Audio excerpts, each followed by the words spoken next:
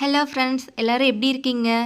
இன்றைக்கி சிவப்பு அரிசி அவல் வச்சு எப்படி புட்டு பண்ணலான்னு பார்க்கலாம் வாங்க. புட்டு பண்ணுறதுக்கு இன்றைக்கி நான் 1 கப் சிவப்பு அவல் எடுத்து வச்சுருக்கேன். அதை மிக்ஸி ஜாரில் போட்டு கொரன்னு அரைச்சிக்கோங்க.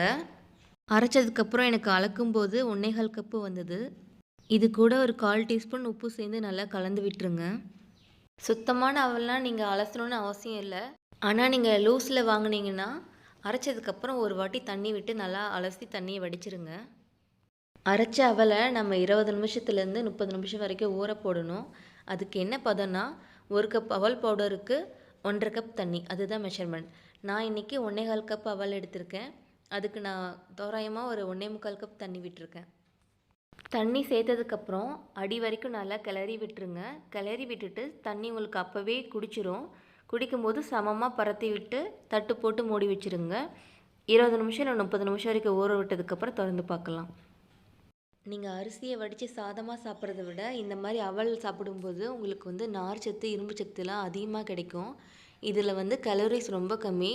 இந்த மாதிரி புட்டாக பண்ணி சாப்பிடும்போது ஈஸியாக செரிமானம் ஆயிரும். அதனால் குழந்தைங்கள்லேருந்து பெரியவங்க யார் வேணால் இதை சாப்பிடலாம். அரை மணி நேரம் நல்லா ஊறிடுச்சு. இப்போ திறந்து பார்க்கும்போது உங்களுக்கு இந்த மாதிரி தான் உதிரி உதிரியாக இருக்கும். அடியில் ஏதாச்சும் கிளறும்போது கட்டி இருந்துச்சுன்னா நல்லா கரைச்சி விட்டுருங்க. அவலை கொலா புட்டு பண்ணுற பாத்திரம், அதுக்கப்புறம் தேங்காய் ஓடு, இட்லி பாத்திரம் எதில் வேணால் வச்சு வேக விடலாம். நான் இன்றைக்கி இட்லி தட்டு எடுத்திருக்கேன். முதல்ல இந்த இட்லி தட்டில் தேங்காவை ஒவ்வொரு குழியிலும் நம்ம நிரப்பிக்கலாம்.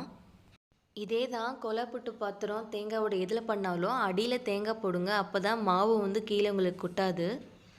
தேங்காய் நிரப்பினதுக்கப்புறம் அடுத்து ஒவ்வொரு ஸ்பூனாக அவலை எடுத்து மேலே வச்சிடலாம். இப்படி நீங்கள் பண்ணுறதுக்கு பதிலாக குழிக்கரண்டி இருந்துச்சுன்னா அந்த கரண்டியில் நீங்கள் அவலை நிரப்பி மேலே வைக்கலாம். பார்க்குறதுக்கு ரொம்ப அழகாக இருக்கும். ஒவ்வொரு குழியிலும் 2 இல்லை 3 ஸ்பூன் அவலை நிரப்பிக்கலாம். இதுக்கு மேலேயும் தேங்காவை தூவி விடுங்க. அவ்வளோதான், புட்டுக்கான மாவு ரெடி. இப்போ நம்ம எப்படி இதை வேக வைக்கலாம்னு பார்க்கலாம். ஒரு இட்லி பாத்திரம் இல்லை இந்த மாதிரி கடாய் எடுத்துக்கோங்க. அதில் தண்ணி நிரப்பிட்டு கொஞ்சம் கொதி வந்ததுக்கப்புறம் இப்போ நம்ம எடுத்து வச்சுருக்க இட்லி தட்டை எடுத்து மேலே வச்சிடலாம். வச்சுட்டு மேலே ஒரு மூடி போட்டு ஒரு 10 நிமிஷம் நல்லா வேக விடுங்க. 10 நிமிஷம் ஆயிடுச்சு. இப்போ திறந்து பார்க்கலாம். நல்லா வாசனை வருது. கலரே பார்த்திங்கன்னா உங்களுக்கு ஒரு மாதிரி ப்ரௌனிஷ் கலராக இருக்குது. அவ்வளோதாங்க, நம்ம எடுத்து சர்வ் பண்ணிடலாம்.